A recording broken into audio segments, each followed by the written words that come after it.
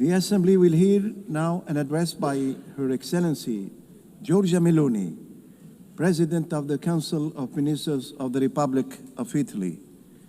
I request the protocol to escort Her Excellency and invite her to address the Assembly.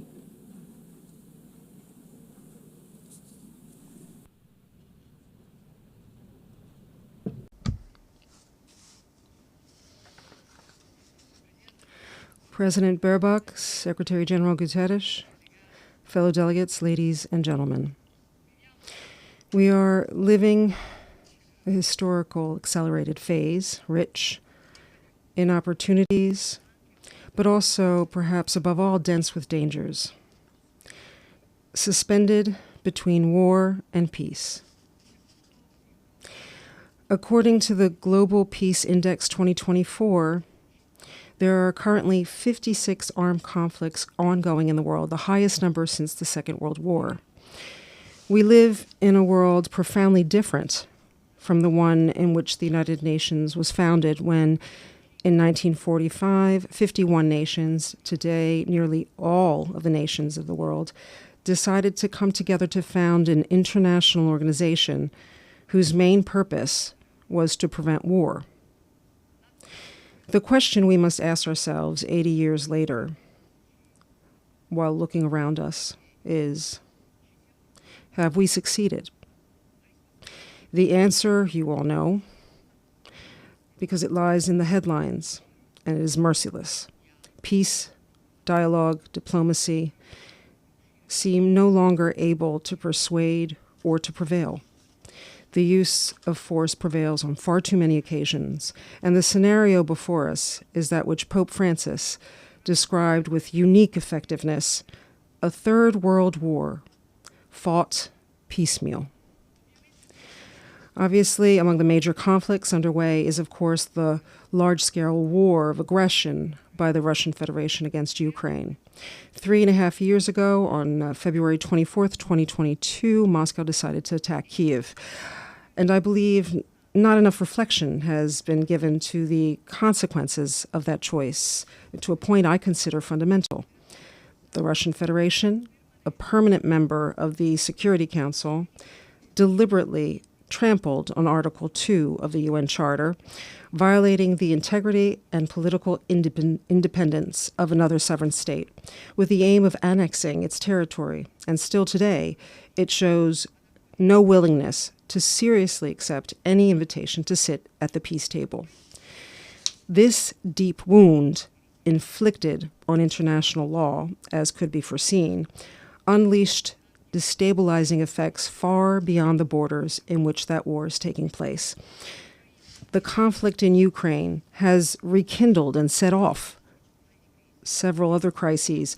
Meanwhile, the United Nations has become even more divided. It is no coincidence that Hamas took advantage of the weakening of this architecture to launch on October 7th, 2023, its attack against Israel. The ferocity and brutality of that attack, the hunt for unarmed civilians, prompted Israel to a reaction that was at first legitimate, because every state and every people has the right to defend itself. But the response to aggression must always respect the principle of proportionality. This applies to individuals and all the more so to states. And Israel has exceeded that limit with a large-scale war disproportionately involving the Palestinian civilian population. And it is in crossing this limit that the Jewish state has ended up violating humanitarian norms, causing a massacre among civilians. This choice, which Italy has repeatedly deemed unacceptable, will lead us to vote in favor of some of the sanctions proposed by the European Commission against Israel. But we do not side with those who heap all the blame for what is happening in Gaza on Israel, because it was Hamas that unleashed the war. It is Hamas that could end the suffering of Palestinians by immediately releasing all the hostages. It is Hamas that seems intent on thriving on the suffering of the people it claims to represent. Israel must free itself from the trap of this war. It must do so for the history of the Jewish people, for its democracy, for the innocent, and for the universal values of the free world of which it is part. And to end the war, concrete solutions are needed.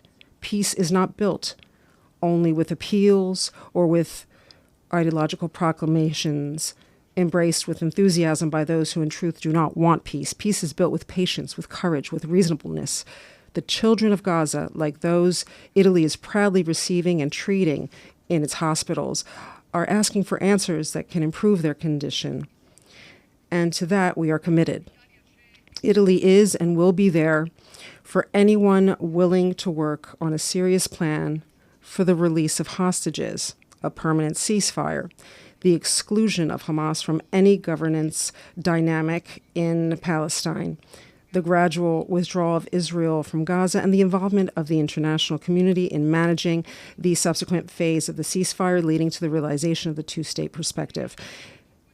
In this regard, we consider very interesting the proposals that the President of the United States has discussed recently with Arab countries, and we are ready to lend a hand. We believe that Israel has no right to prevent the future creation of a Palestinian state, nor to build new settlements in the West Bank to that end. For this reason, we have signed the New York Declaration on the two-state solution. This is Italy's historic position on the Palestinian question, and it has never changed.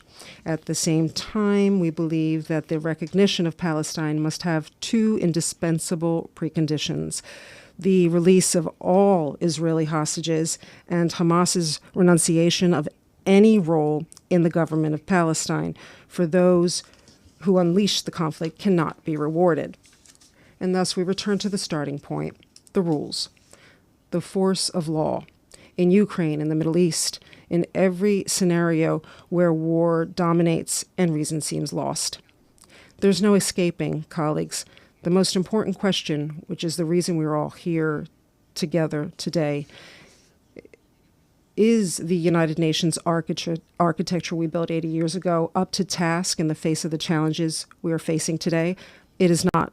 And multilateralism, dialogue, and diplomacy without institutions that function as they should are only empty words.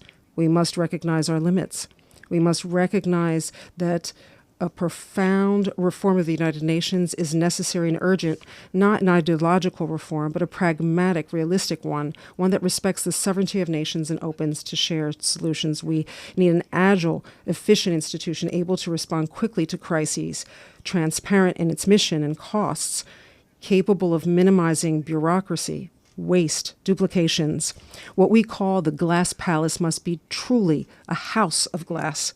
The reform Italy has in mind, starting with the Security Council, must respect the principles of equality, democracy, representativeness, and accountability. We do not need new hierarchies nor new permanent seats, simply because they would not solve the decision-making paralysis that has undermined the credibility of this institution. We are open to discussing reform without any prejudice, including on the basis of proposals already advanced by the Uniting for Consensus group. But we want a reform that serves to represent everyone better, not to give more representation to just a few. But to be effective, it is not only institutions we must reform, because we're facing a change of era. And this requires a profound revision of all the tools we have to regulate relations among nations and defend the rights of people, including international conventions. I'm thinking, for example, of conventions regulating migration and asylum.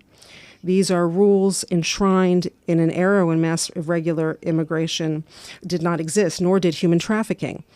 Conventions that are no longer current and which, when interpreted ideologically and one-sidedly by politicized judiciaries, they end up trampling on the law instead of upholding it.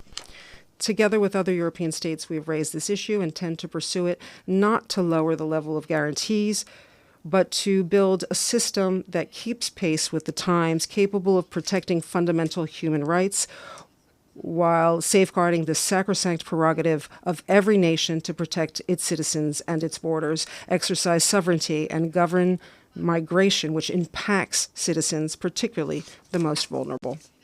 The international community must unite in combating human trafficking. The United Nations, like other international institutions, such as the European Union, cannot look the other way or protect in the end, criminals in the name of presumed civil rights. Likewise, the United Nations cannot hypocritically consider some human rights less worthy of protection than others. I'm thinking above all of the denied value of religious freedom and of the tens of millions of people worldwide, largely Christians, persecuted, massacred in the name of their faith. We also need a new model of cooperation among nations, but building it requires humility, awareness, and trust in the counterpart before us. Italy is seeking to do its part in this as well. Above all, with the Mattei Plan for Africa, in the last 3 years, we have launched our cooperation plan with Africa and extended its reach to 14 nations. We have built collaborations with the United Nations, the European Union and its Global Gateway, the G7, the African Union, and the African Development Bank, international financial institutions, as well as several bilateral partners such as the United Arab Emirates, whom I wish to thank. This complementarity has earned us, last July, the honor of co-organizing with Ethiopia the third UN Food Systems Summit, the responsibility of being an active part of the major infrastructure project of the Lobito corridor between Angola and Zambia, the opportunity to build public-private partnerships that attract investment and deliver concrete results. As is happening in Algeria, where we will reclaim over 36,000 hectares of desert for cultivation, benefiting over 600,000 people. As is happening with the opening of the AI Hub for Sustainable Development, involving hundreds of African startups in the development of artificial intelligence, and as is happening with the extension of the Blue Raman cable to East Africa, linking India to European economies via the Middle East and the Mediterranean. We, unlike other actors, have no ulterior motives in Africa. We are not interested in exploiting the continent for the rich raw materials it possesses. Rather, we want Africa to prosper by processing its own resources, creating jobs and prospects for its best synergies with stable governments and dynamic, secure societies. But this path cannot avoid addressing an issue that can no longer be postponed: the debt of African nations. Italy plans to convert, over the next 10 years, the entire amount of debt for the economically least developed nations, according to World Bank criteria, and to reduce by 50% that of lower middle income nations. The entire operation over 10 years will allow us to convert into local development projects over 235 million euros of debt. This is an initiative to which the Italian government, especially in this Jubilee year, attaches great importance, and which we hope may serve as an example for other nations as well, because it is not only an economic matter, but one of justice, of dignity, and of the future. Dear colleagues, 30 years of blind faith globalization have ended. Its aftershocks were underestimated, and today we face unexpected consequences, which were not truly unexpected, grave in their impact on citizens, families, and businesses. Things have not gone well, contrary to promises made. And let me give you some more news. Things could get much worse if we do not halt the artificial creation of unsustainable production models, such as the green plans that in Europe and across the West are leading to deindustrialization far sooner than decarbonization. The conversion of entire production sectors on the basis of theories that ignore the needs and the economic capacities of people has been a colossal mistake, causing suffering among the most vulnerable social classes and dragging the middle class downward, imposing irrational consumption choices. Unsustainable environmentalism has nearly destroyed the automobile sector in Europe, created problems in the United States, caused job losses, burdened competitiveness, and depleted knowledge. And most paradoxically, it has not improved the overall health of our planet. This is not, of course, about denying climate change, but about affirming reason, which above all means technological neutrality and gradual reforms instead of ideological extremism, respecting the environment while keeping humanity at the center. Because it took centuries to build our systems, but only a few decades to end up in an industrial desert. And as I said many times before, in the desert, there's nothing green. Colleagues, delegates, ladies and gentlemen, this year, we're not only celebrating the 80th anniversary of the birth of this assembly, but also the 70th anniversary of Italy's membership in the United Nations, a double anniversary that places on us an even greater responsibility to uphold the founding principles and values of this organization. With the awareness that to do so, we must make the tools effective to defend those principles and values of our time, so that our action may be more incisive and truly responsive to the needs of our societies. The choice that we have is simple. Either leave everything as it is, or take refuge in what is easy, or show our citizens that we will not waste the historic opportunity which this time, with its multiple challenges, has handed us to build a fairer and safer world. Because as St. Francis, the most Italian of saints, who gave his name to the city where this organization was born, said, "Difficult battles are reserved only for those who have exemplary courage." It is time, I believe, to show that courage. Thank you.